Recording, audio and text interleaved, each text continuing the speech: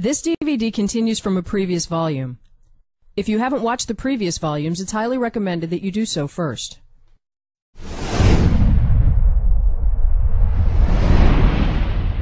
Panning and tracking handoffs are almost identical moves and are often interchangeable. However, the tracking handoff can be considered the enhanced version. As we do tracking versions of some of the handoffs from the panning chapter, we track with the characters, ending on a sign. Here we hand off from one character to another. Since we're not handing off by panning, but instead by moving the entire dolly, we're physically moving to a new area and have a much easier time separating the characters and keeping a good angle. Here we're using a switch to do a document handover as we track through the scene, moving with the red man, switching to the woman, and switching to the blue man. If we did this with a pan, our angle on the characters would get worse and worse, but on track we're able to continuously keep a good angle. Tracking handoffs also produce a great deal of parallax. Here we track with a waiter. As we hand off to the guests, we get very pronounced parallax, which a lock camera could never produce. Or if we're starting parked on the restaurant guests, we pick up on the waiter, walk with them, then end on a character in the foreground, again creating heavy parallax and a quick and surprising reveal. The great thing about tracking handoffs is that with minor consideration they can come by as an almost automatic consequence of tracking between keyframes. In this scene, one of the things that happen is that the man walks over here. We'll presumably have many different keyframes in the scene, but the two we would be interested in are a shot on the man and a shot on the woman. If these keyframes are connected for tracking with his walk, we get an automatic handoff as we end in the second keyframe. This creates very three-dimensional blocking and is very easy to do. Starting in the man's shot, we pull with him as he walks, handing off to the woman. Since both keyframes would probably be needed for cutting dialogue before the actual move, we would likely also shoot a locked version staying on the woman as well. Another very everyday use for a tracking handoff comes as a byproduct of not having enough track or wanting to avoid the edge of the set. In this shot, we're restricted by needing to keep the studio lamp out of the shot as well as the length of the track. So we simply pick up on him as soon as he steps into the shot. When we reach the end of the track, we stop and let him walk out of the shot.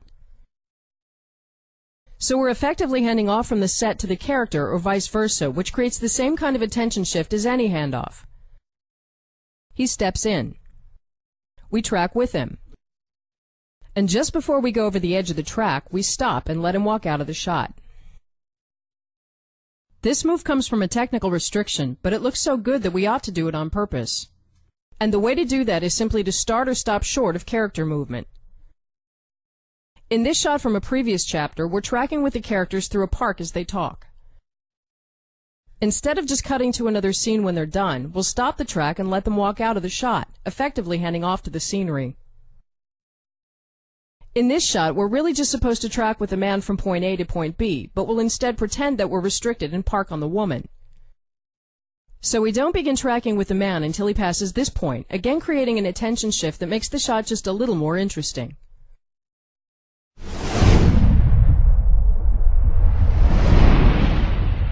Opening and closing space is an effective technique for accommodating character movement. In the most basic version, as the woman walks to the table, we'll pull back to open up the shot so we can cover her move. When she walks back to the man, we again push in to tighten the shot. We're calling this opening and closing space because one of the best uses is to make room for characters as they enter and exit shots. Here we're on the man. We open the space to make room for the woman entering. And when she leaves, we close the space again. Looking at it from above, we're getting the camera out of the way to make room for her. When she leaves, we close the gap again. This is useful for several things. Opening space is helpful, as we just saw, to bring more characters in. Here we're having dialogue between the two women and the man. When he walks over to them, we widen their shot to make room, and then add a reverse 3 shot to match. Closing the space when a character leaves gives us a reason to push in on the remaining character. If we think about it, any time a character walks away, it makes sense to identify with the remaining character. So as the red woman walks to a different mark, closing the space does double duty. Another use for closing space is to simply tighten a shot at a certain point in a scene. As the woman sits down, we push in, ready for the next part of the dialogue. This move is so simple, it's easy to overlook. We pan with a woman over to the table. As she sits down, we push in and tighten the atmosphere. An interesting move is to start a scene by opening the space and then have the characters fill the frame. We start on the blue man. As we pull out, the red man and the woman step into the frame. In this variation, we'll have the surrounding characters flood the frame. We pull out. The red man stands up, and as he walks to the woman, the surrounding extras spill into the frame. In this example, we start on the characters and then pull out slowly as they talk.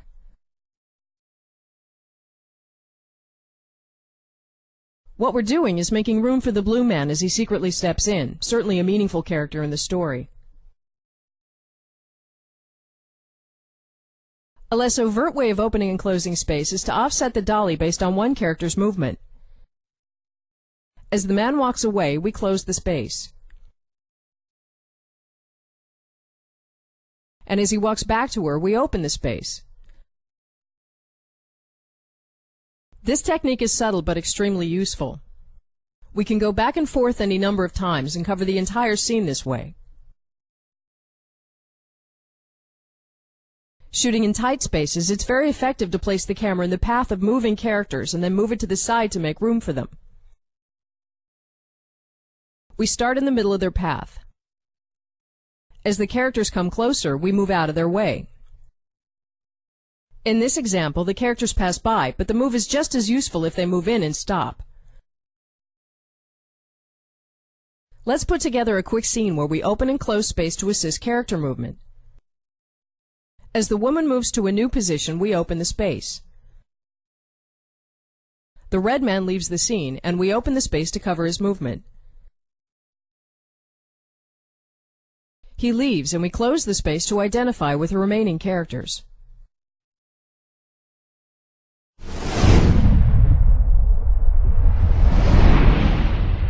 In the next two chapters, we'll look at the effect of the track angle on a character. There are two distinctly different ways to look at this, the first of which is that the angle determines how personal a move is. With the track angle directly on the character, we're essentially moving along her eye line, making us emotionally involved with her. So when we move in, we're becoming more identified with her and feel what she's feeling. When we're pulling out, we're detaching from her. Both moves are about her, so we'll call this a personal angle. Here the blue man leaves, and we push in on the red man. The track is directly angled at him, so it's a completely personal move. When we lay the track side to side, we more or less maintain the distance to the character, making the shot impersonal. This creates a more disconnected or indifferent feeling. So it doesn't mean that the move is without emotion, but simply that we're keeping our distance. Here the red man is in the hospital waiting to hear if his wife will survive. In this scene, staying at a distance is the best way to show how alone and helpless he is.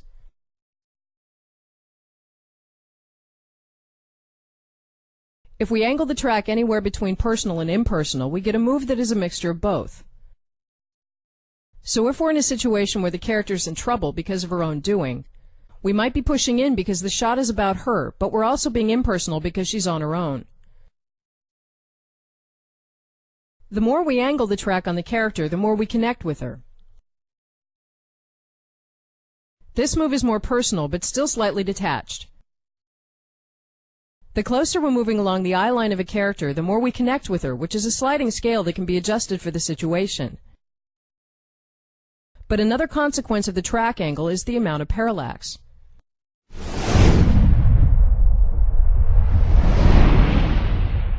When we're keeping the character in a fixed position in the frame, we get the parallax from the passing background instead of the passing foreground. We'll call this back parallax. If we first push directly in on the man, we get virtually no parallax. But if we angle the track even just a little bit, we get parallax from the moving background. This has the very particular effect of making a character's world seem unrestful. Let's angle the track even more and say that the red man is being told that his fraud scheme has been discovered and he could go to prison. As we push, his world seems suddenly torn up. What we're seeing is the background passing by, but it's as if we can see his troubled thoughts. We're calling this phenomenon unrest, which is a powerful and accurate way to look at it. As we push directly in on the dialogue, the scene is completely calm except for the heightened focus we get from tracking. The more we angle the track, the more unrest we add to their world. Usually we'll want to angle all personal tracks a little bit. Here the slight angle causes a small amount of unrest in the background, which elevates the push. Unrest is again a sliding scale, so if we angle the track a lot, we go beyond unrestful to hectic. In this reference move, we're pushing directly in on the man. The lack of parallax makes it look almost like a zoom. Here we've angled the track so we get very heavy back parallax, especially at the end, which makes the scene very hectic. The effect is amplified with a longer focal length. Here we're doing an angled push with a regular lens. But with a longer lens, keeping him fixed in the frame causes very pronounced movement in the background. Back parallax or unrest is an integral part of many of the moves we'll look at in the next chapters, so we'll keep working with it as we make choices about how to angle tracks.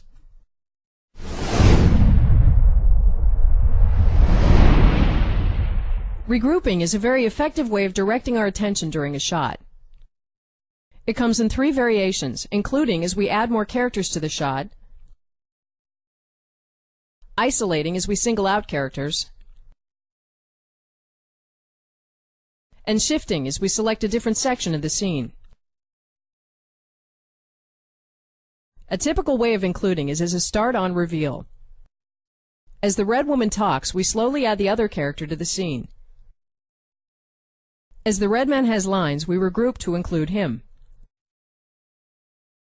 With isolating, we again have a motivation for pushing. As the dialogue centers around the women, we slowly single them out.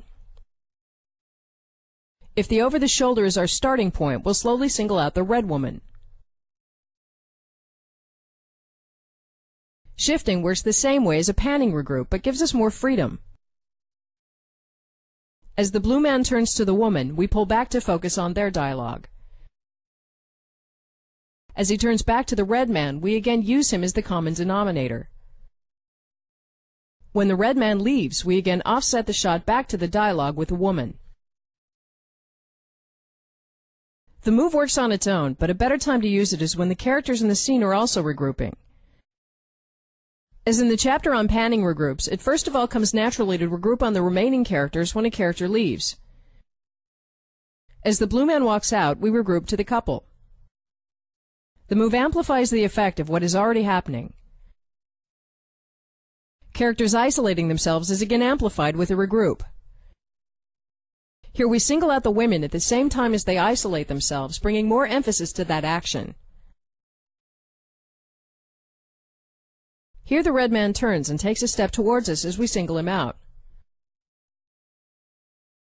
We could do this with either a character or a camera movement, but by doing both, our intention becomes much clearer.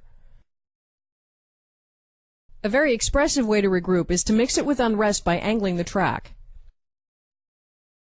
If we have 2 characters sitting at a control panel, we'll first isolate the blue man with the track angled directly at him. But if we angle the track, we make their world seem unrestful. When we regroup now, the situation is much more dramatic. Pulling out from the blue man, we're including the red man in the shot. But if we instead angle the track, the world seems much more hectic.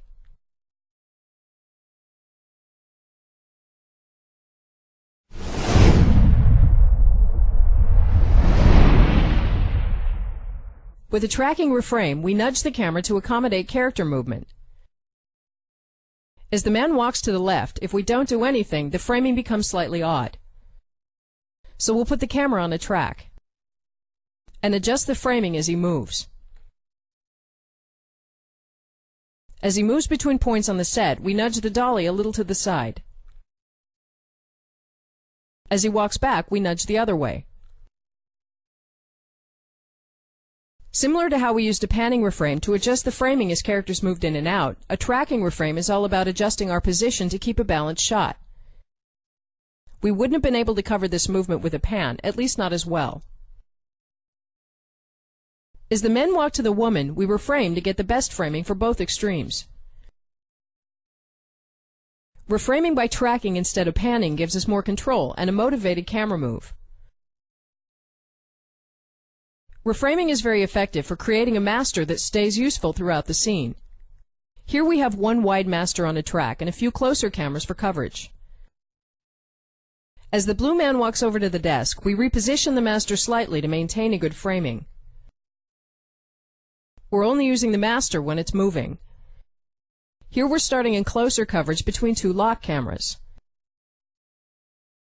While the red man talks, we cut to the master to cover the blue man walking away. In the second keyframe, we've added one more lock camera for dialogue. As he walks over to the woman, we again cover his move in the reframing master. This is called an occasional master because we cut to it for specific moves, something we'll look at more in the next chapter.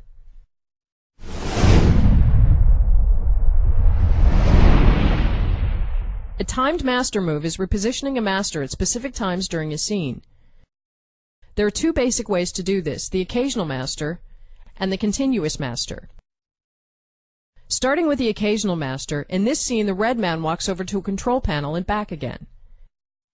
We're using the master as a backbone, and we've timed the dolly to follow him. At each mark we've set up a pair of reverses as well. However, with the occasional master, we're only interested in cutting to the master for the actual move. Here we're cutting dialogue between the first reverse pair. As he walks, we go to the master and follow him to the second mark, where we cut between the second reverse pair. When he walks back, we again go to the master, just for the move. This technique is an extremely easy way to get motivated movement at just the right time using a minimum number of cameras. Here we've designed the master to only move during major stage business. We've set several stops along the way and will only be in the master for the actual moves. First, we walk with the characters into the scene.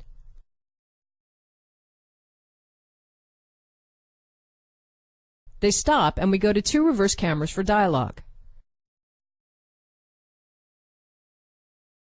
As they sit down, we go back in the master and do a time push to coincide with their movement. Between moves, we leave the master running in case we want to cut wide. We go back into the master as one character leaves, and use the remaining dolly track for a push. We've now been back in the master 3 times, each time to cover major stage business. Even though the master is occasional, it's the silver lining that binds the scene together. With a continuous master, the master's our main coverage. We time the track to start at an important beat in the script. For this to work, it's important that we've been in the master for a while prior to the move so that we notice it beginning to move. Here we watch the characters through a window as they discuss a strange issue. Suddenly, some startling information comes up on the computer screen. As they talk, we track to a different angle. Timing the move to an important development brings elevated focus to a certain part of the scene. That's reason enough to do it, however, it's even better to end somewhere useful. For instance, ready for a new dialogue. Here we're again in a parked master. The conversation is progressing normally until the red man suddenly begins to reveal some sensitive information. It's the fact that we see the beginning of the move that makes the Time Master move work. As we slowly reposition, we give extra attention and importance to what he says. Again, we make sure to end somewhere useful, here and over the shoulder.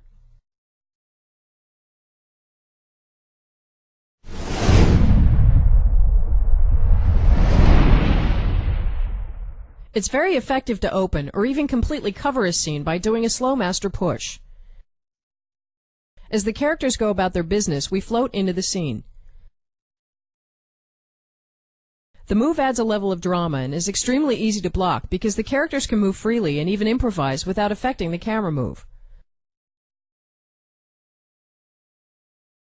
But since we're shooting in the direction of the track, we need to look out for shooting the track itself.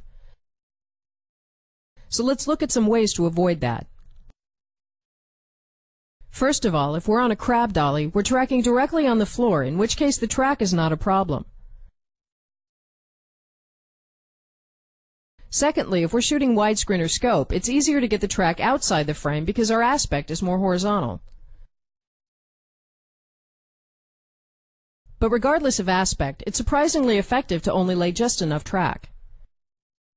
Here we'll end the track where we are now, and then pull the dolly back to just before we see the track.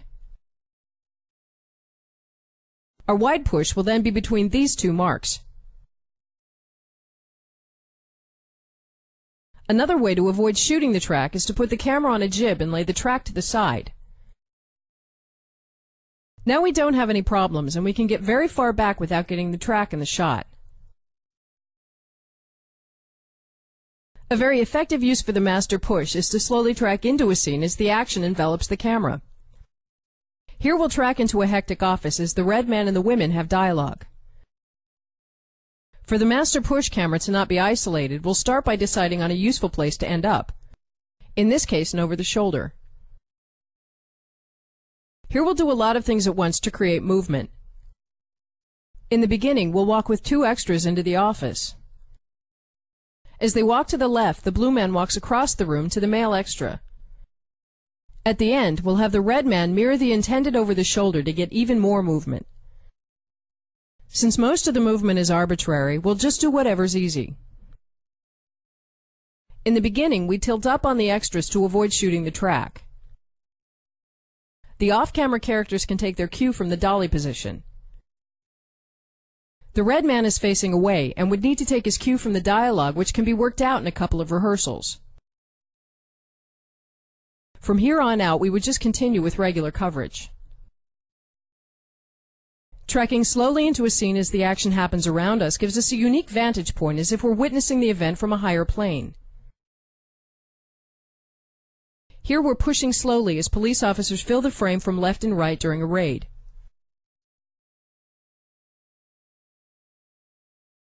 But the most elegant move comes from again treating panning and tracking as completely separate moves. Here we're doing one continuous push into the scene. Then pan with the red man over to the blue man. Pan with him over to the desk. Swish to the red man, and ending in an over the shoulder.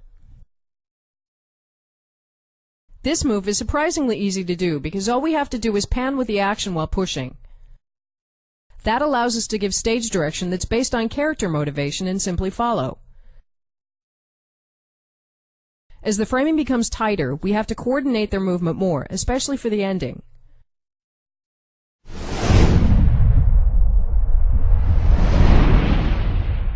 The close push is one of the most useful and expressive moves we can do, and there are good reasons to use it in most scenes. It's tempting to do slow pushes as often as possible because of the production value, but it's when we stick to motivated pushes that we bring out the story. Most people choose when to push intuitively, but we'll try to put words to that by suggesting that close pushes are for meaningful moments. Most of what goes on in a scene is of course not a meaningful moment. Here the red man is talking about something that has no meaning at all, maybe the pizza he had for lunch. But let's do a close push anyway. As he talks about the double cheese crust and the extra layer of pepperoni, the push assigns meaning to the situation, even if there isn't any. But a close push is extremely powerful when we intend to show that something is meaning. As we push in on the man, we know that whatever's happening has special meaning, something is important or significant, or that something is going on, even if we don't know what it is. This by itself is a great use for the close push because it creates questions of participation, and it tells us we need to pay extra attention. But there are many other reasons to do a close push, and in this chapter we want to create a list of meanings and moments to look for in the script as motivations. This list is not meant as a rule book, but as a guide to find reasons for pushing. We'll look at 11 meaningful moments, which are focus, tension, significance, consequence, opening up, taking in, trying to understand, realizing, trying to decide, resolve, and anticipation. As with all other lists we've made, none of these exist in a vacuum and often overlap or combine. Focus is the most generic form of pushing. As we slowly push in, the attention is elevated, both for the characters and for us, and our senses are sharpened. Almost regardless of what a scene is about, focus increases our alertness. So if we're after a push and we don't exactly know why, we're probably after focus. Focus works well for situations that demand focus of the characters. Here the man is a submarine captain in the middle of a dangerous strategic battle.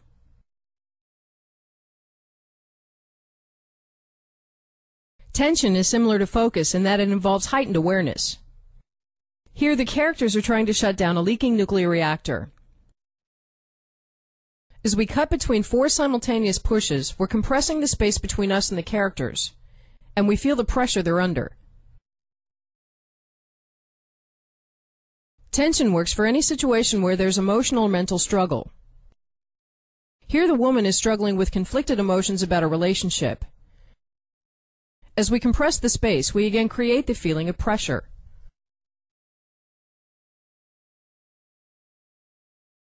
Significance shows that something has a great deal of meaning.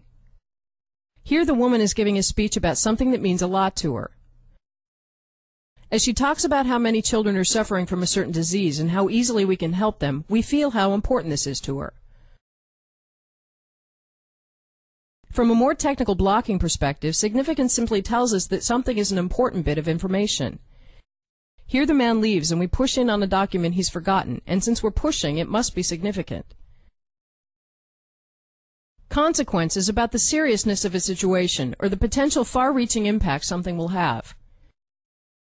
Here the couple are being informed by their banker that they have lost their entire life savings. We push in slowly as the gravity of the situation begins to dawn upon them and they begin to see how the world looks now. Here the president informs his cabinet that the only remaining option is to go to war. Obviously, such a situation is serious and has far-reaching consequences.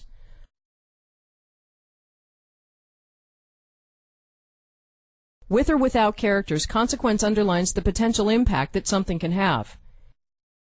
Here we push in on a missile that's rigged to explode by timer. Consequence doesn't have to be negative. Here the character watches children of different races and religions play and sees the possibility of peace.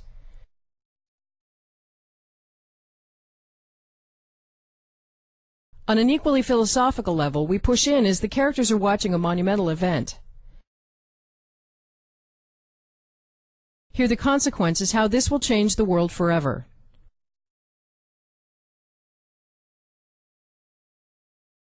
Opening up is when a character opens up emotionally or mentally. Here the man begins to open up about his deeper feelings. As he makes himself vulnerable, we push in slowly. Opening up works for any situation where the characters become more sincere and really begin to connect with each other, becoming more sensitive and open. On a more mental level, opening up works for situations where characters begin revealing important information. Here the blue man is being interrogated. As he suddenly begins revealing the information they've been after, we push in slowly. Either way, opening up is about thoughts and feelings coming out from the character. Taking in is about thoughts and feelings going into the character. Here the woman leaves, and we push in on the man as he takes in the conversation. This is a typical reaction shot. Here the woman is a senator who learns that she's lost the election. We push in as she accepts defeat.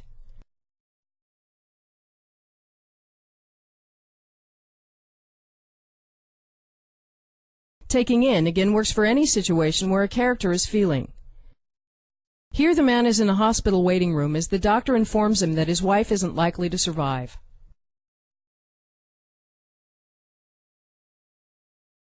The last 5 motivations are really steps in the decision-making process. Starting with trying to understand, a detective investigating a murder is trying to piece together a complex case. On an emotional level, trying to understand is about trying to find meaning and sense in a situation. Returning to the man in the hospital, his wife might have been run down by a drunk driver. We push in as he tries to understand what the meaning is.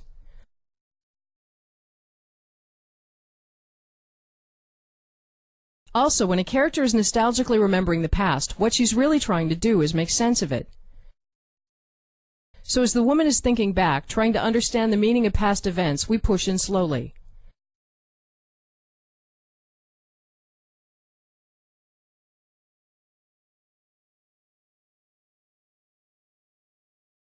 Again, trying to understand is excellent for reaction shots.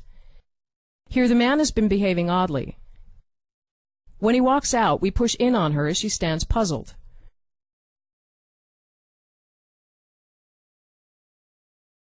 Trying to understand also works when a character is trying to find out if something has meaning. Here the man hears his colleague say something that rings a bell. He walks over to get more information. Where trying to understand is about trying to find meaning, realizing is the moment of breakthrough. Here the detective is given a casual bit of information which happens to be the last piece he needs to solve the puzzle. Here the woman is telling the red man what his friends are saying behind his back. He suddenly sees everything in light of this new meaning.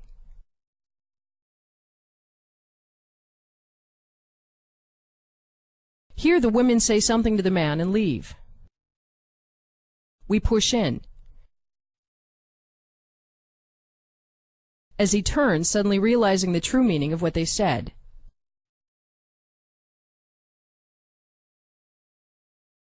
Separate from the characters, we might be the ones realizing. In the same shot as before, the man rushes out. We suddenly hand off and push in on an important document he's forgotten.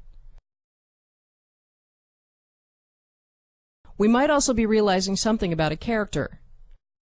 In the story, the man in the suit has been cruel, but as he forecloses his friend's house and takes joy in it, we realize just how mean he is. Trying to decide is when a character has all the facts and needs to make a choice. Here we push in as the man tries to decide whether or not to quit his job and follow his dream.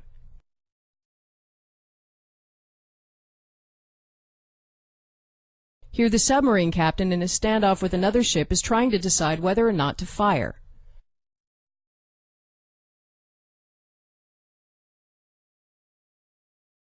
Resolve is when a decision is made. The classic use for this is when a character rises to the occasion. Here the man talks about how he's going to stand up to the fat cats in Washington. The push shows his conviction. Here an army captain is preparing his soldiers for war. We push in as he motivates them, reminding them of the reason for the war and strengthening their resolve. Finally, anticipation is watching and waiting for what will happen next. Here the characters have launched a rocket to destroy an asteroid that's threatening the planet. Their senses are alert as they can do nothing but watch and wait.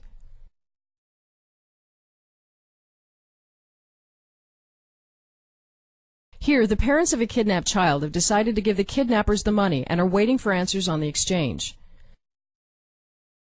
At this point, nothing they do can change the outcome.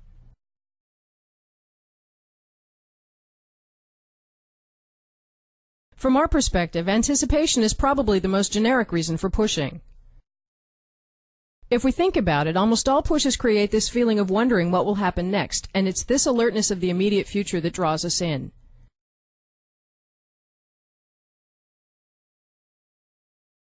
So the next thing we need to look at is how the track angle affects the push. A track that is angled directly on the character brings a sense of clarity. But even for direct pushes, it's best to angle the track slightly to get parallax, or the move feels like a zoom. Depending on the meaning of the push, angling the track either makes the world more unrestful or it makes the characters more confused. As the engineers try to shut down the reactor, the situation is now both more unrestful and confusing.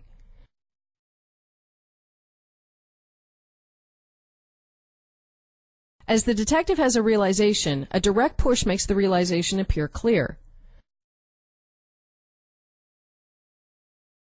But as we angle the track, the detective has a much more vivid eruption of thoughts, becoming clear at the end. Regardless of the meaning of the push, angled track shows increased mental or emotional activity. As we push in on the man opening up, the angled track amplifies the drama.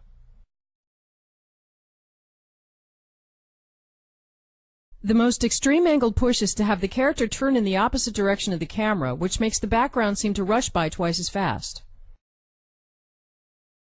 Here the detective realizes that the killer must be nearby. We get an enormous twisting effect and an extreme realization. But another useful way to look at angled track in close pushes is to see it as changing our distance to the eye line, which will make the shot more or less personal during the move. So as we're pushing in with the track pretty much directly angled on him, we're essentially moving along the eye line, and the move is personal throughout. But if we angle the track, we're gradually moving closer and closer to the eye line, which makes the move more and more personal, which very effectively emphasizes the push. The extreme of this is to track in from the side. Here we're pushing in from the left and move very hard towards the eye line, making the shot radically more personal at the end. But we could actually go even further and track around from the back. So here, the move becomes drastically more personal as we make it around to the front. Becoming less personal during a move is considerably less useful, but let's quickly look at it. Here we're starting out personal, but as we move closer, we become less personal. This has more the effect of keeping our distance, as if there's an invisible barrier we can't move closer than. A better use for this is to reveal other characters, which we'll look at a little later. So the last thing we'll look at is a technical consideration when shooting pushes. Very often we're using a camera for the push that's already set up for a certain shot size, here and over the shoulder. But the problem is that as soon as we push that camera into a close shot, we no longer have an over the shoulder. Unless we're completely sure of not only the timing, but also which shot sizes we need when, we have to shoot 3 versions. First, we shoot a full take that remains an over the shoulder. Repositioning the dolly for a new take, we shoot a lock close-up. Finally, we shoot a take where we do the push at the right time.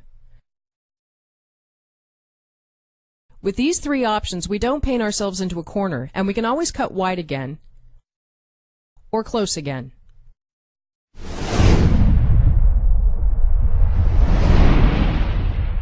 When we're pushing in on a character, we need to look out for what happens if we're not at eye level. As we push in normally, the shot is balanced from start to finish. But while we're in the over the shoulder, it's not as clear what our level is. So lowering the camera, the level seems fine. But as we push in, we suddenly have to tilt upwards to keep her in the frame, which can look unpleasant if we get close. Back in the over the shoulder, we'll go up to what is still an acceptable level. As we push in, we now have to tilt downwards, which can get a little unusual. A practical use for being below the character is that his eye line goes out over us. As we push in, he appears to be dreaming or visualizing, which can be very effective. When we start to get a lot lower, the beginning of the push seems normal, but at the end of the push, the character can become extremely imposing. This is usually not what we want for a character. But for scenes that are supposed to be impressive, this works very well. As we push in on the palace, the closer we get, the more we have to tilt up. Towards the end, this causes us to look hard up on both the palace and the robots, and is great for establishing shots that need to be imposing.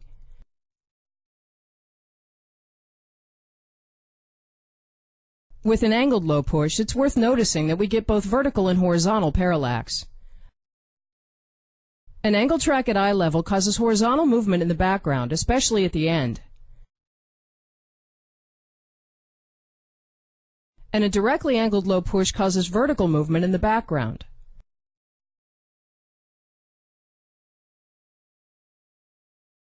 When we both angle the track and lower the camera, we get both at the same time, which makes for a very dynamic move. When we need to push in on objects, it works well to come in at a higher elevation and simply pan and tilt to keep the object in the frame. Here we're pushing in on a tape recorder. Our height doesn't change, only pan tilt. Especially towards the end, we get heavy vertical parallax and a bit of horizontal. When objects are on the floor, we either have to be on a crab dolly or a crane so we don't shoot the track. As we push in, the height stays the same and we're still only panning and tilting.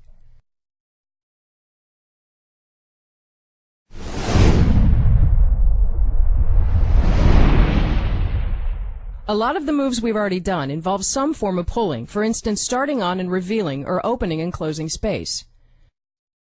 Additionally, we can naturally pull ahead of a character as he moves through a location.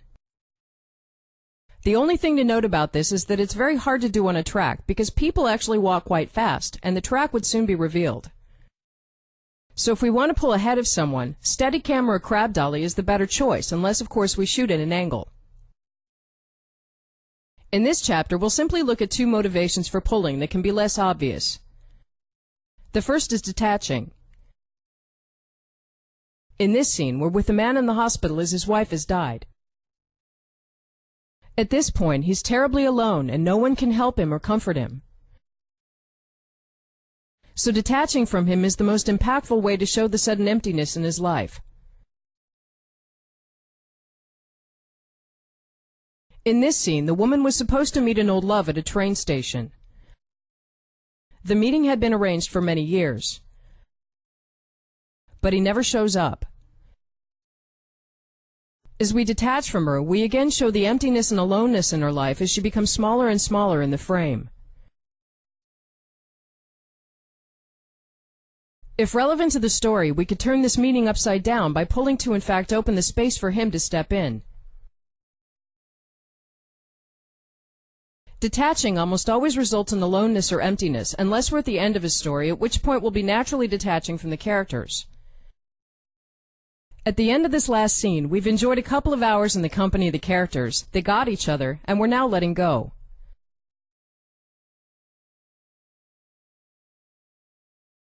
The second reason for pulling is relaxing, which serves to release the pressure created by pushing.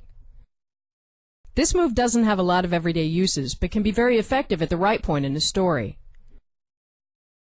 Returning to the leaking nuclear reactor scenario, we're pushing in on the characters as the tension peaks. The problem is unfixable and the plant is about to explode. Until suddenly the problem fixes itself. We pull out from the engineer as he looks over his panels, puzzled. All meters are suddenly returning to normal and the danger is averted.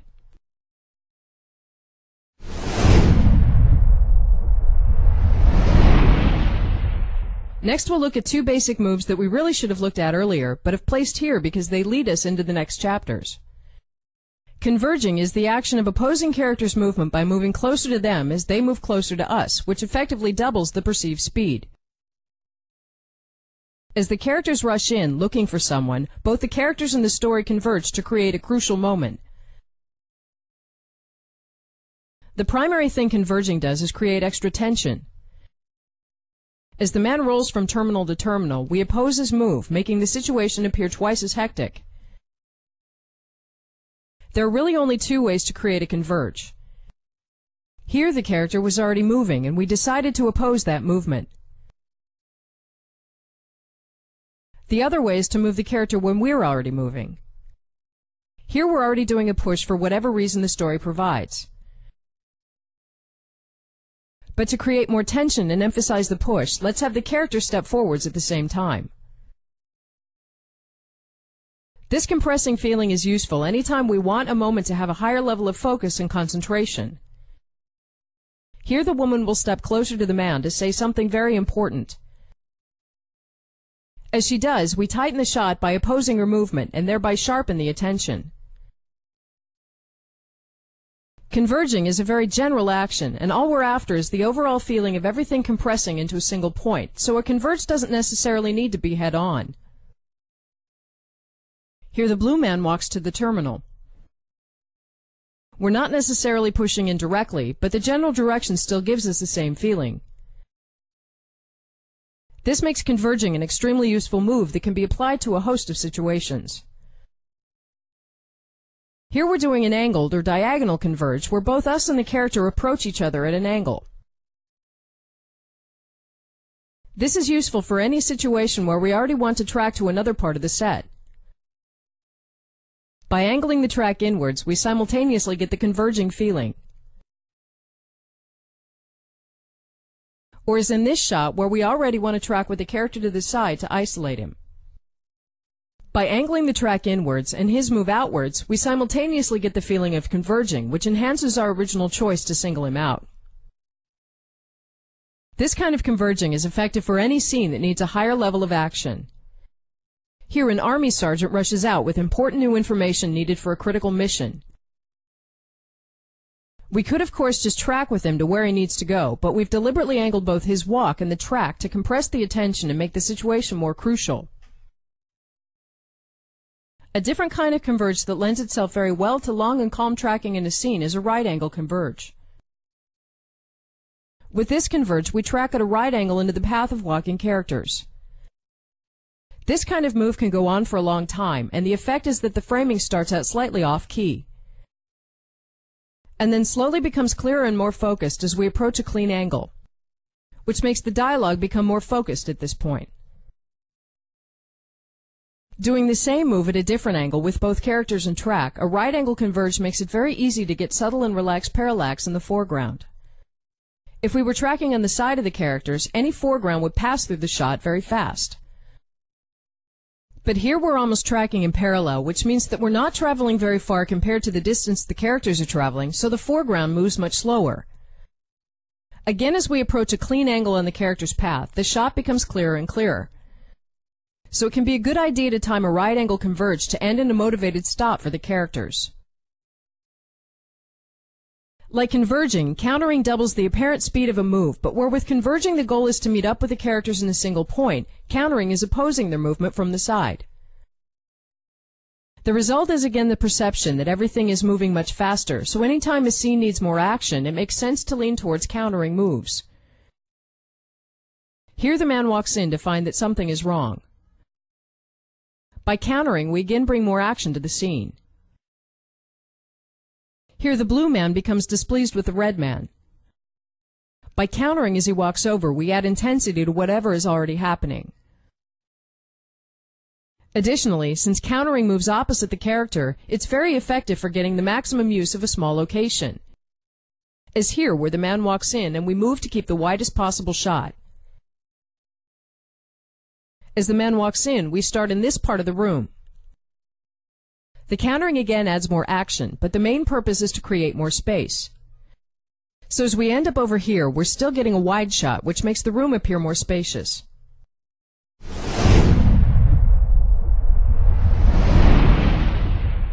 Pivoting with track is a move that shares a number of technical similarities with pivoting and editing, which is why it has the same name. In pivoting, we would create overlapping groups by placing cameras that each have a particular character visible in both shots, preferably in the same part of the frame, which would smooth out the cut and create spatial continuity. Pivoting on track can do the same by replacing those two lock cameras with one on a track, and actually tracking between the two positions. The effect is that we keep the man locked in the same part of the frame during the move while the background is being replaced. But while the end result in this case is the same as with pivot editing, this is where the similarities end, because pivoting with track is such an essential move that it deserves to stand on its own. The key distinction in pivoting is that we're locking onto something as we move and keep it fixed in the frame. This is an effective way to reveal something, which we'll look at in the next chapter. But in this chapter, we'll look at using it to follow a second character while pivoting around the first. As the woman walks, we pivot on the man to keep her in the frame. We're essentially countering around the man, and the result is that we keep both characters in the frame almost no matter where the woman moves, as long as the man is stationary. So a pivot is really able to cover an entire scene between two characters, and it can be useful to base the whole coverage on one pivoting camera as a backbone, and then add locked reverses to fill in at each stop.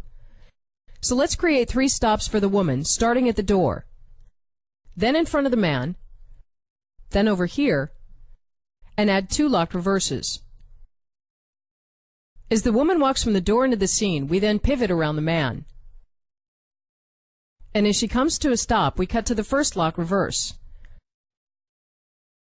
Back in the pivot, the woman walks to her second mark, and we keep countering around the man until she arrives, and we cut to the other lock reverse. As the scene goes on, we've covered almost 180 degrees of movement, the pivot camera works throughout the scene, and the 2 easy locked reverses fill in the coverage. So this is one useful move. The range of movement a pivot can cover is actually even wider. Here the woman walks to stand in front of the man, which is the same as we just did. As she walks in and out of the depth of the shot, we of course don't need to move. But we do again as she moves over here. So the woman can in fact move around the whole area in the top of the screen, which makes basing an entire scene on a pivot as a backbone very flexible. But pivots are also great problem solvers on a much smaller scale if we add pivots to tracks that are already laid in order to cover extra character movement. Here we track with the man between 2 keyframes. As the man now walks to the table, we reuse the track to cover him with a pivot. And back again. This can be done almost as soon as we have a track in the scene and regardless of how it's laid.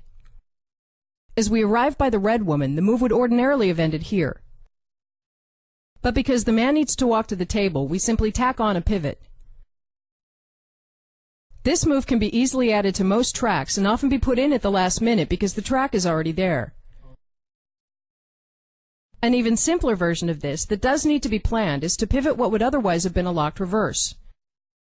Here we'll put this locked reverse on a track and pivot as the red man leaves. He stops on the way out, which the pivot covers easily, and as he leaves we pivot around to the front of the blue man.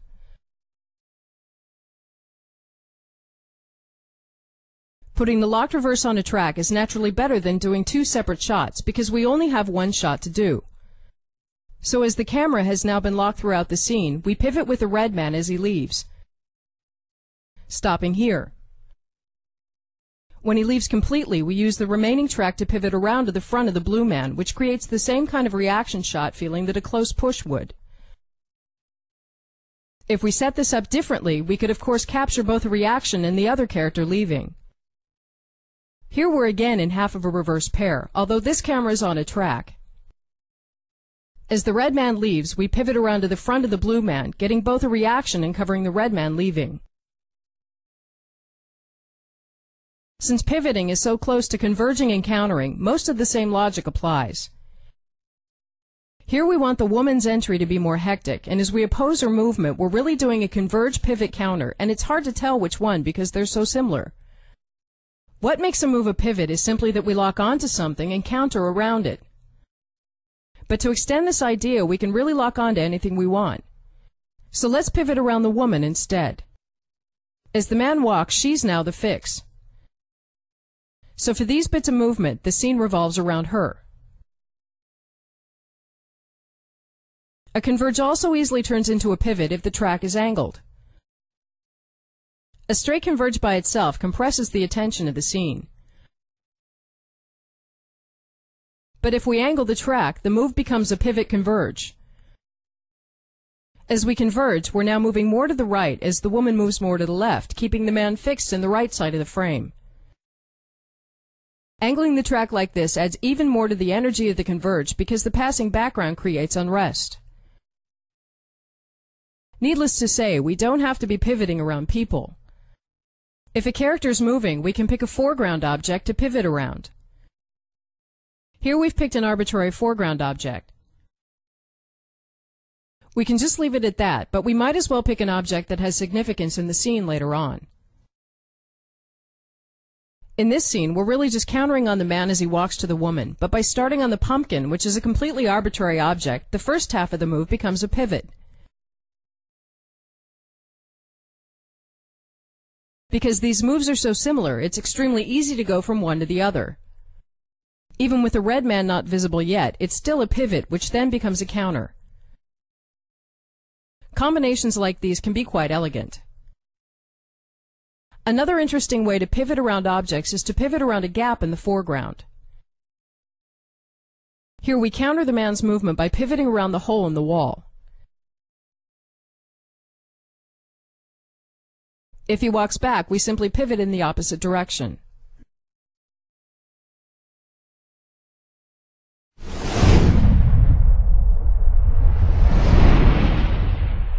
The other half of pivoting is its ability to reveal, which is a move that's so effective it can be used in most scenes. Here we're opening a scene on a man as he's contemplating something. As we share in his experience and reflect with him, we do a calm and slow track, angled just enough to get a bit of movement in the background. But while it seems like we're only doing the move to create this feeling, the more important purpose is to end here and bring the woman into the scene.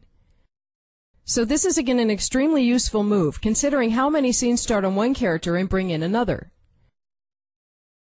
Here we're doing a similar move, but from the other side. Again, the slow tracking creates a reflective mood, and it's fine to let a move like this go on for even half a minute because it gives us a moment to think and feel. In this scene, we've timed the other character's arrival to coincide with the end of the move. But it works just as well if we do it faster. Here we're essentially doing it as a start on reveal, but it still gives us a moment to identify with the man before the woman steps in. Surprisingly many scenes can be opened this way. To do an even faster one, we start on the woman, then quickly pivot reveal the others. But beyond that, with the track already laid, we might as well use the same track to pull back into the scene as the new character walks in. Here we're ending up by pivot revealing the woman. As she starts walking closer, we then continue pivoting to bring her into the scene. Altogether, this can easily give us a whole minute of coverage from just one camera that never gets boring. Pivot revealing isn't limited to the beginning of a scene. Here we're doing the first half of the scene in reverse dialogue between the man and the woman. But halfway through, we pull this camera over here to pivot reveal another character entering. From a blocking perspective, this comes about automatically if we simply connect the over-the-shoulder keyframe with one frame like this. And again, if the woman leaves, we might as well reuse the track to pivot the blue man the rest of the way into the scene. Over to the woman's mark, which means that the locked reverse still works. Again, in this shot, we're coming from a close-up, which is part of a previous dialogue. We pivot reveal the red woman as she enters, timed to the end of her walk. Here the man is being interrogated, and as we slowly pivot reveal, we constantly know that there's something outside the frame that's important.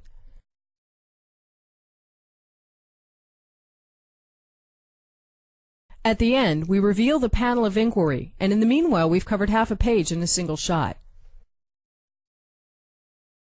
Pivot reveals work especially well when a reveal is supposed to be scary or surprising. If we think he's alone, suddenly pivot revealing the murderer can be very unsettling. Also, in many fantasy or science fiction stories, characters appear out of nowhere. Pivot revealing is a very effective way to cover this without a single visual effect. Here we just seem to be pushing in. To both the man's surprise and ours, the woman has appeared in the background. And again, we might as well pivot back to Walker into the scene.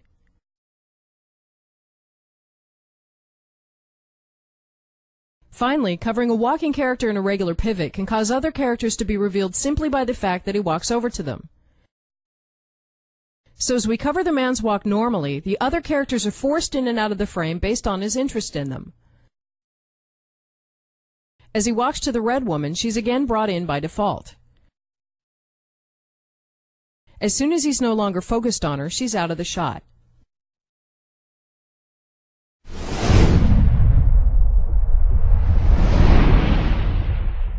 Tracking around is not about using circular track as one would think, but about tracking slowly from one side of a character to the other.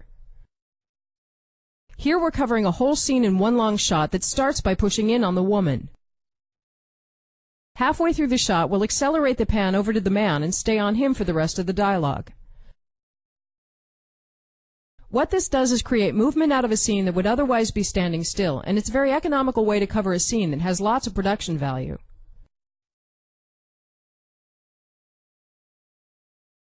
Since we're tracking from one over the shoulder to another, moving the dolly back here for a lock take allows us to continue cutting dialogue, and this may be enough coverage for some scenes. Tracking around allows us to do some unusually long takes that stay interesting and give subtle movement to the dialogue. In this scene in a cafe, the man begins to open up about his deeper feelings. Starting in and over the shoulder, the man begins opening up, and we slowly begin tracking around to his front, simultaneously both regrouping and pushing in.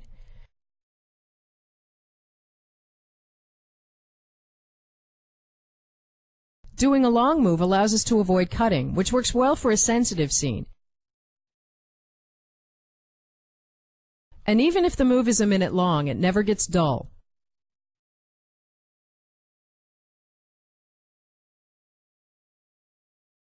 If the scene continues after the push, we find ourselves without the previous over the shoulder. So we'll again move back for a locked version of the starting position. Here we're again doing a slow track to bring subtle movement to a scene, in this case a long and slow line cross. It's sometimes much more elegant to cover a scene in a single slow-moving camera than it is to put in tons of cameras. But unless the move covers the entire scene, it's best to make sure the camera ends somewhere useful, so the camera can be part of the subsequent coverage. The previous moves were done mostly for the sake of luxury, but tracking around becomes a more practical need when a character turns his attention from side to side. As he shifts his attention to a panel on the other side, we'll move over on the other side as well.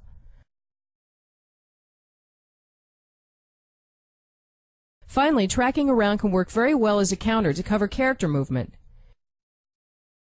Here the two blue characters are a young couple, and the man in the suit, the girl's father, is trying to end their relationship. As the girl walks over to stand by the boy, we counter her movement, effectively tracking around.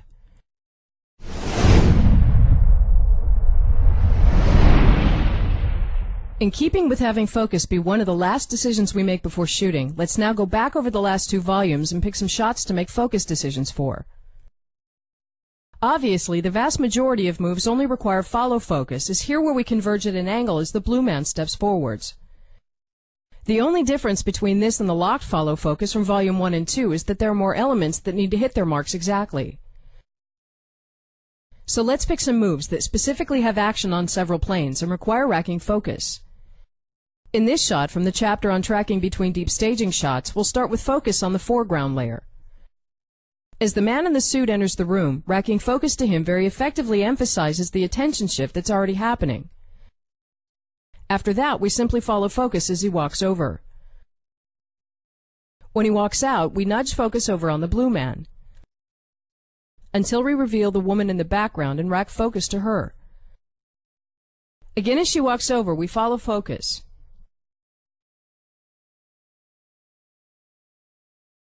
For this shot from opening and closing space, we start with focus on the blue man, and then rack focus on the red man as he steps up into the shot, and keep it on him until the red woman steps in slightly further back.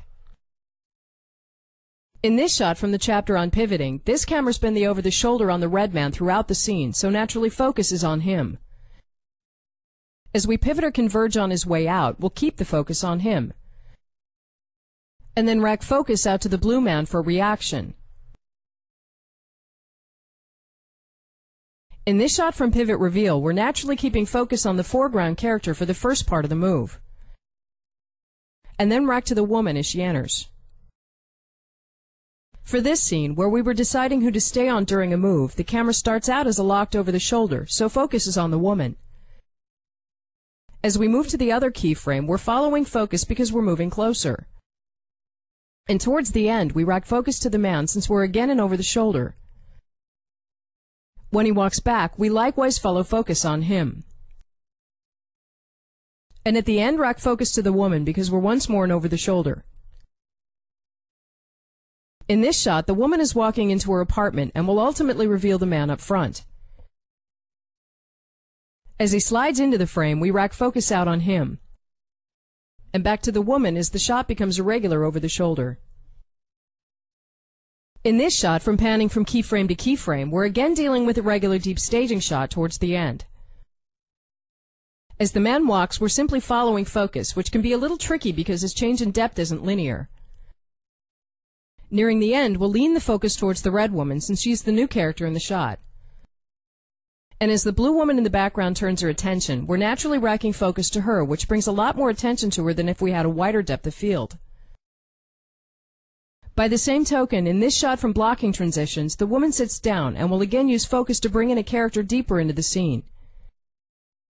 As she turns to the man, we rack focus to him. Finally here, from pan start on reveal, we're following focus with the man, and end up racking focus to the woman in the foreground when she suddenly becomes the most important character in the shot.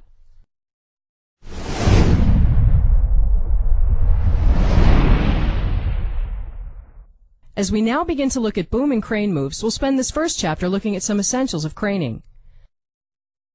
The primary reason for doing crane moves is the obvious production value, and the ability to do these soaring and majestic shots that give us an elevated feeling, as if we're watching the story from a higher plane. The main difference between a boom or a jib and a crane is again really just the length of the arm, so we'll go back and forth between them at random and collectively call them cranes. Cranes are usually mounted on a track or some form of transportation, and by moving the base while booming we can vastly increase the range of motion. This can create some impressive shots, even with very small cranes. Here we're using a simple jib. By tracking and using the boom to essentially only control elevation, we're covering an enormous range of motion.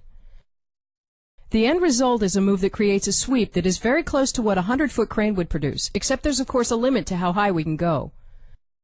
This is an effective way to get a lot of production value from even very basic equipment. It's also possible to move the base of a very large crane, which can create a staggering range of motion. But a note of caution is that large cranes are extremely heavy, especially if camera operators are sitting on a platform at the end of the crane balanced with counterweights. Just swinging the boom can sometimes take several people, and if we're moving the base at the same time, it can be hard to do precise movements like ending in very specific places. So moving the base of large cranes works better for moves where we intend to cut in and out of the middle of the move. A certain type of crane called a telescopic crane allows total freedom of movement because the length of the boom itself can be changed on the fly. This is great if we need more precision, or if we want to do dolly shots in places where we can't lay track. However, these types of cranes can be both expensive and noisy, and we're able to produce the vast majority of shots without them, so we won't cover them here. But of course the most normal move is booming with the crane standing still. An inherent issue with cranes is that the motion is circular and not straight, which means that if we keep booming in a direction, the crane will ultimately begin to move backwards. The first part of the move seems fairly straight, But as we reach the top of the circle, we gradually begin to move backwards. So we usually want to avoid the parts of a move where the circular motion is most apparent. In the beginning, the move is fine, but as we make it towards the top, we're suddenly moving backwards, which produces a strange experience. This artifact looks a little bit better when we're moving forwards, because it creates the feeling of pushing while craning. But it still brings attention to the equipment itself. Again, as we swing the arm to the side, the first part of the move seems straight. But as we get over on the side, we're now moving backwards. The morale is that it's better to get a longer crane and avoid using the extreme positions because the motion in these areas is usually undesirable. Two things are essential to do to really get the effect of a crane move. The first is to be sure to get as many moving perspective lines as possible. Here we're craning down on an empty scene, and without objects to create clear perspective lines, we get almost nothing from the move. But if we do the same move with crates in the shot, we have tons of moving perspective lines at different elevations, which makes the change of height much clearer. We get the maximum effect by swinging sideways as well as up and down, which makes the perspective lines move both right to left as well as down to up, creating a much more vivid perspective change. This is an extremely useful distinction that many forget.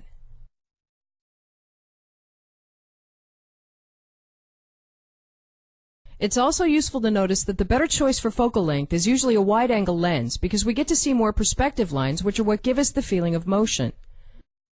With a long lens, we get to see many fewer perspective lines. The perspective of the shot seems much flatter, and the move could in bad cases be mistaken for a pan.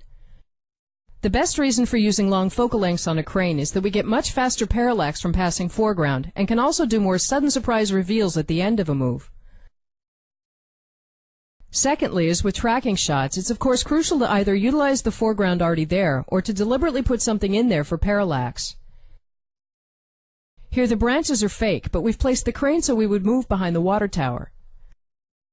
Everything else we looked at in the chapters on foreground applies equally well to crane, only on a much larger scale. Here we're doing a partially obscured move as we listen to the walking characters, which creates the same type of elegant shot and makes the characters blend better into the environment.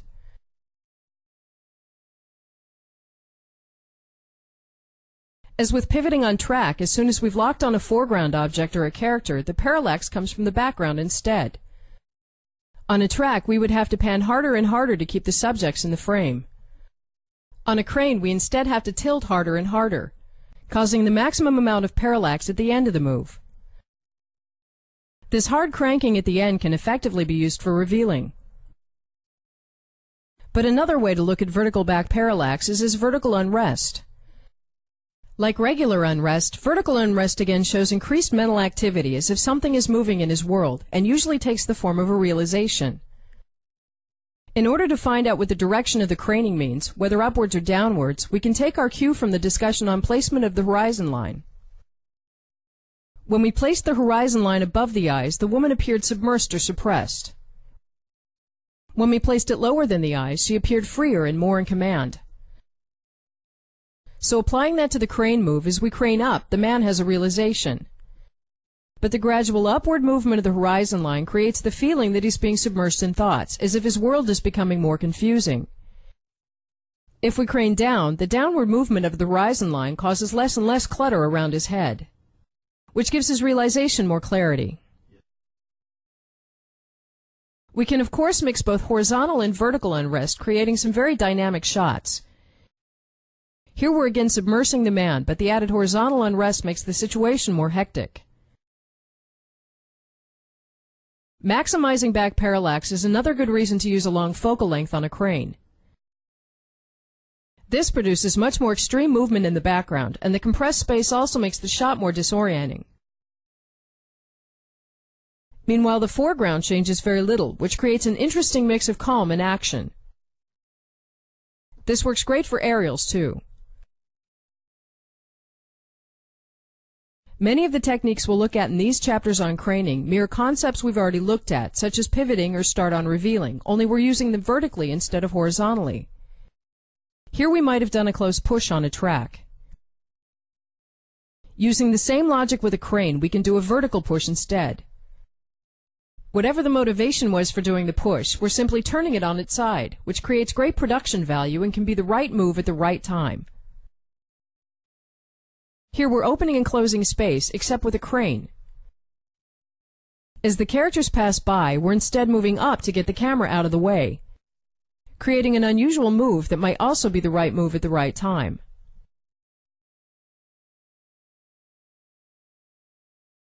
Additionally, a great way to integrate big crane moves into regular coverage is to treat the crane as a dolly for part of the move. Here we're starting out craning down, but as we get closer to the characters, we continue booming ahead of them, having adjusted their path to be slightly circular to follow the boom action.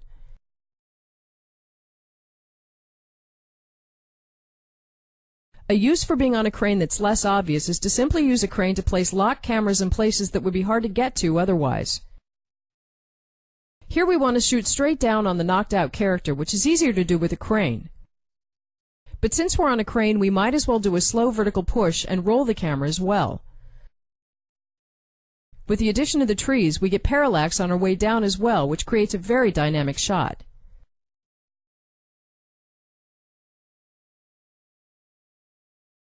In order to achieve a straight downward path, we have to pull back the base of the crane slightly to compensate for the circular motion.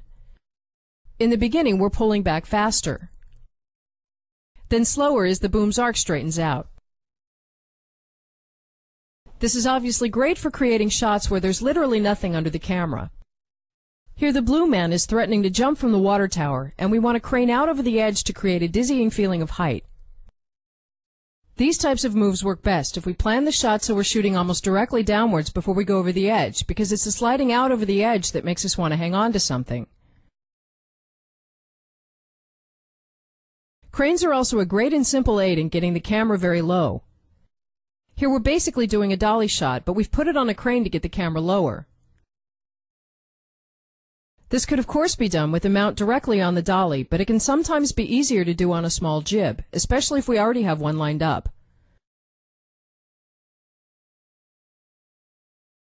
Before we get started on building a small crane language, the most basic language is that of expanding or narrowing perspective, which means that if we're craning up, we're increasing our overview and taking in more of the scene. And if we're craning down, we're going from a wide overview to singling out something of importance. This creates a very powerful change of scale from the small to the large or vice versa. As we've moved with the characters, they walk towards the farmhouse, and we crane up, expanding our perspective to a much higher level of the story. So where before we were focused on just two characters, we're now focused on the much larger world around them.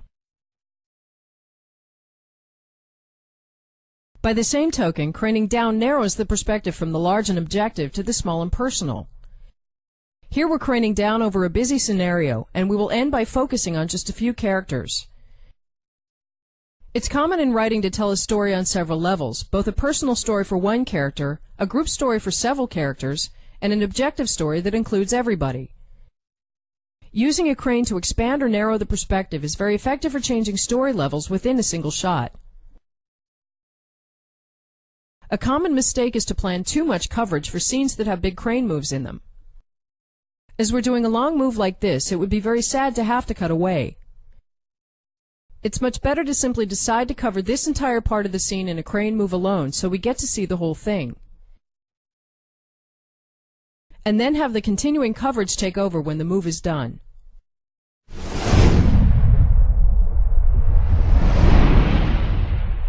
By adding crane to the logic of thinking in keyframes, we have a way to create some very elegant camera moves that are completely integrated into the blocking and come by almost automatically. All we have to do is pick keyframes at any height and angle and then connect them indiscriminately. In this scene, the woman will start here and then move over here. So to set up two keyframes, we'll start with one here with the blue man slightly in the background, and a lower one over here is a stagger deep staging shot.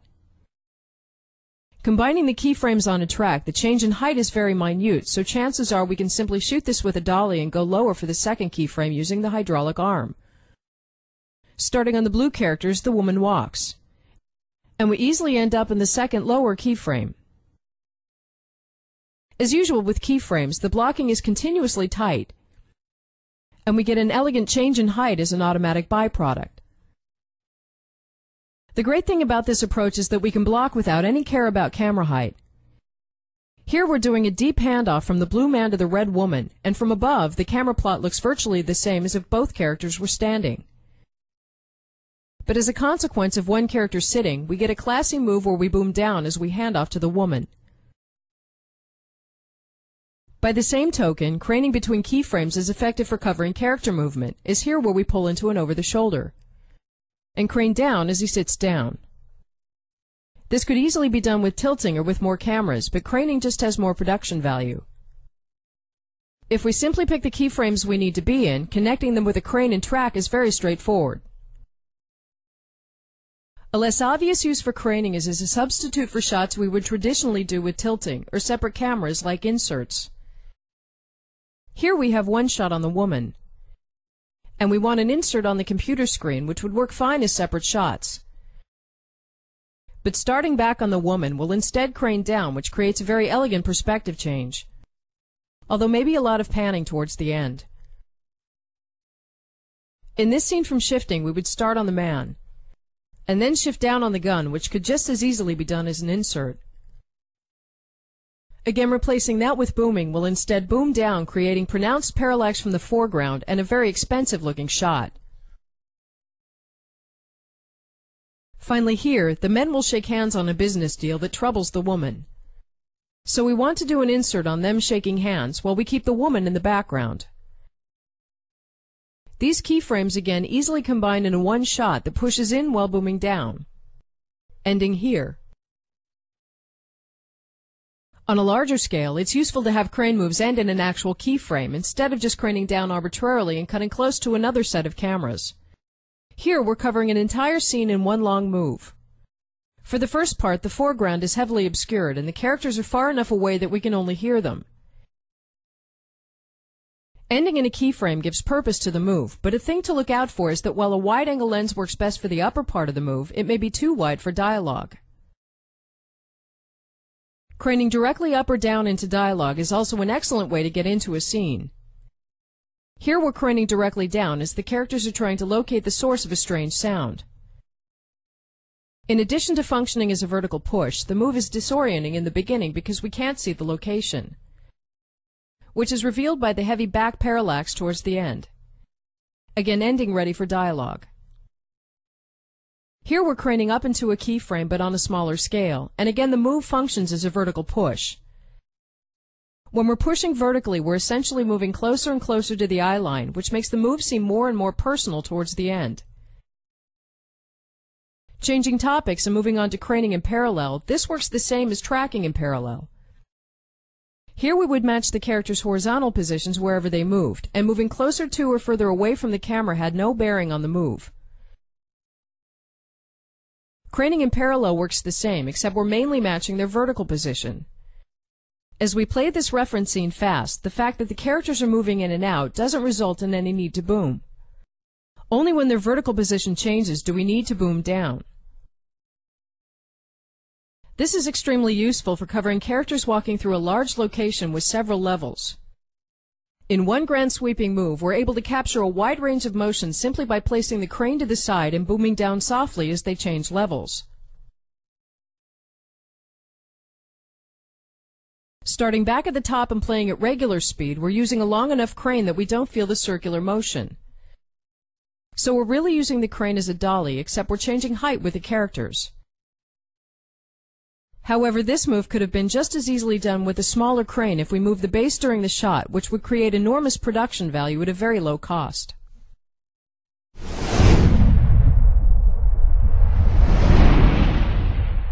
Using crane to start on and reveal is first of all useful for enhancing moves we might as well have done with panning or tilting.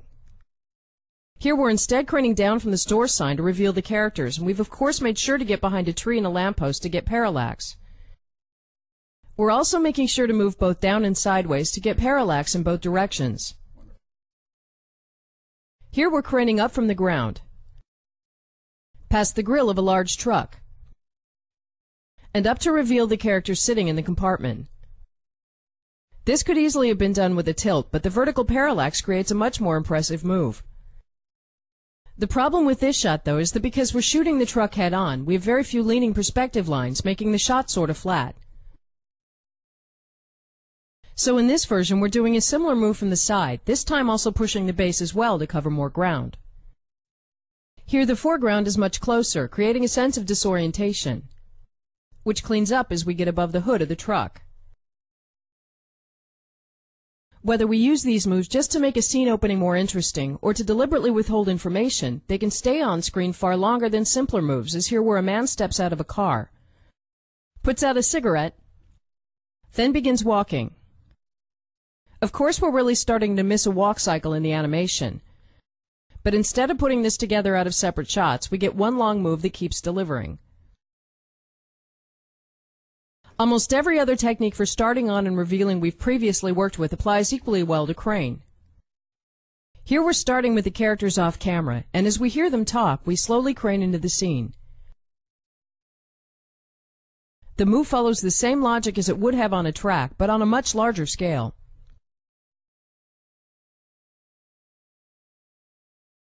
Here we're moving out from behind an arbitrary foreground object to get parallax in the beginning, in this case a chandelier. As we follow the characters, the chandelier creates a great sense of movement.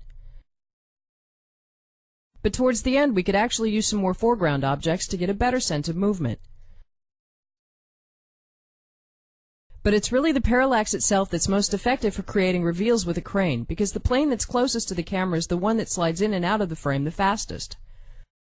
Here we crane down and the background stays virtually the same, but the foreground changes much more dramatically, which makes it perfect for revealing characters or objects.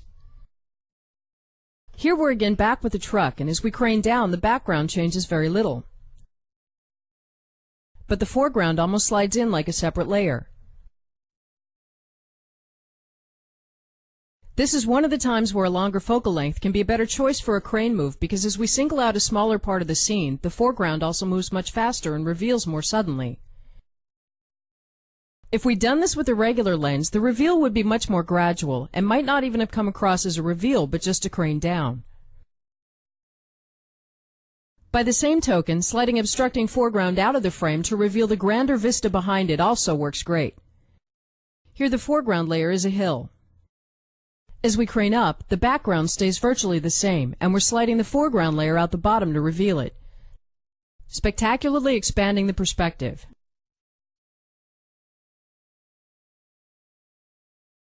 Moving on to converging, this again mirrors what we did with track, except we're converging vertically. Many of the types of crane moves we've already done automatically converge, as here where we crane down while the woman arrives. We're really converging at a right angle, but vertically. The reason we're looking at this in the same breath as start-on reveals is that it's very easy to do both at the same time. Here we start behind an unknown character. As she walks closer, we converge upwards, simultaneously revealing the character. We might also simply start a move behind an arbitrary foreground object to get parallax, and again converge up as the character steps closer. Since people are usually standing on the ground, doing a clean reveal of a character is much easier when coming from above. Here we're converging down as the woman walks to someone. And towards the end of the move, the parallax causes the other character to be revealed. This is great on a larger scale as well, because we can bring in things when they're needed. Here a hijacked truck drives towards us. At just the right moment, the fence enters the frame, and the truck crashes through it.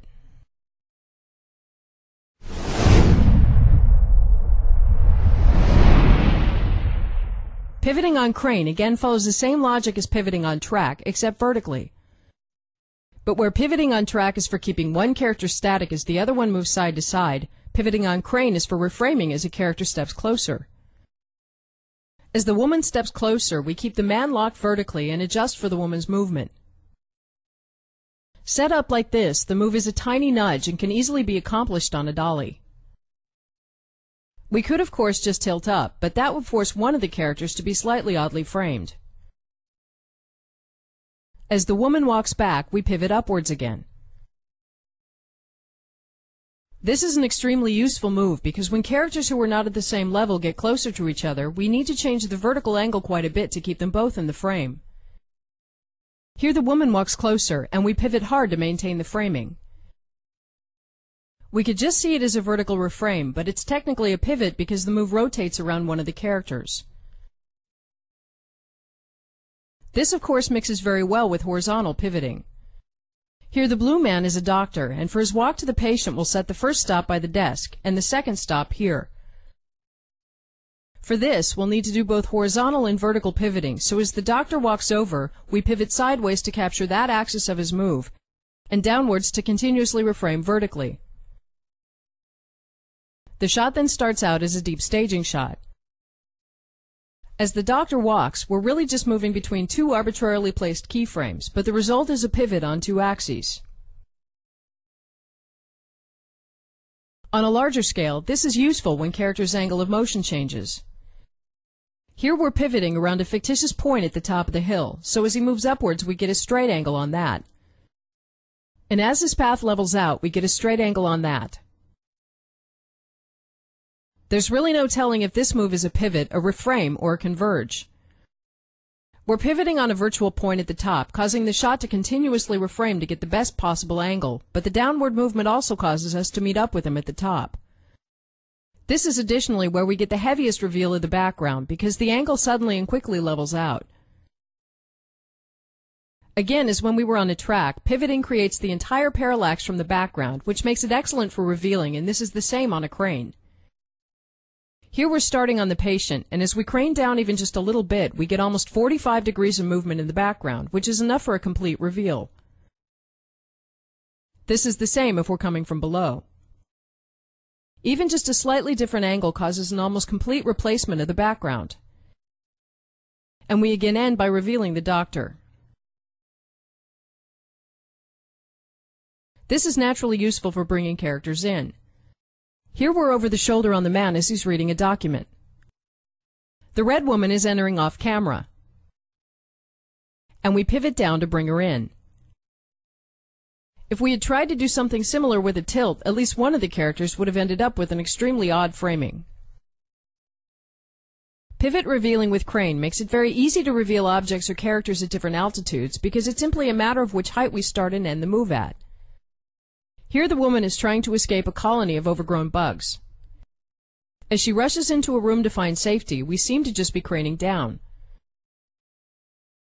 until we reveal a giant bug sitting on the ceiling.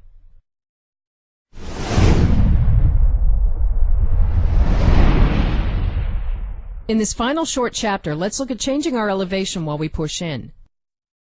This is first of all effective for pushing in on objects that are only visible from above. As we push in and elevate, we're creating a great deal of mystery at the beginning, and not revealing what we're pushing in on until the end. Here we're pushing in on a piano that has suddenly begun playing by itself. As we're coming in from below, we really can't see what's going on, which again creates a sense of mystery. As we elevate, we get better and better access, and our curiosity is more and more satisfied.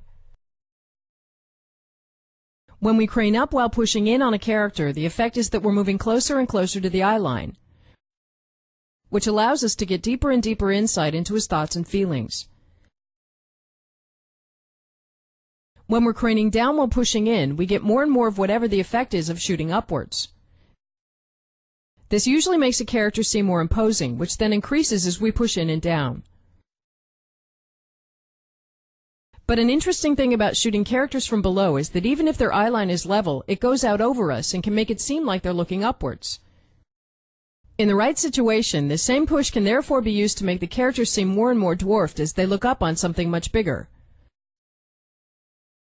If we know that the characters aren't looking up on something, pushing in and going below the eyeline can instead make a character appear dreamy or imaginative.